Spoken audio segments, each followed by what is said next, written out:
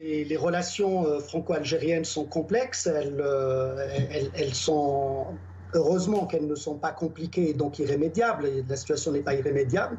Ça passe par des hauts et des bas. Je pense qu'il y a une vraie volonté des deux présidents, de part et d'autre. On les a entendus tous les deux hier. Pour qu'il y ait un bon qualitatif dans les relations. Naturellement, un des leviers restera la question mémorielle. Ça a été évoqué à l'instant. Je pense qu'effectivement, les historiens peuvent faire ce qu'ils ont à faire sur le sujet. Les politiques doivent néanmoins prendre leurs responsabilités. Et je pense que quand le président Macron parle d'exigence, de vérité et de reconnaissance, je pense qu'il y a un certain nombre de choses qui peuvent être avancées.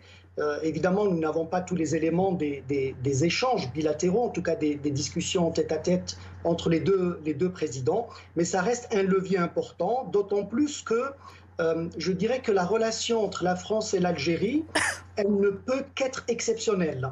En raison d'abord de la proximité, de l'histoire naturellement, mais de la proximité des deux pays, mais aussi essentiellement aussi en raison de la présence d'un nombre d'Algériens ou de Français d'origine algérienne très très important. Et évidemment, c'est une donnée qui est essentielle et qui doit permettre, qui naturellement doit permettre d'avoir cette relation stratégique d'exception ou exceptionnelle, comme je l'ai entendu hier.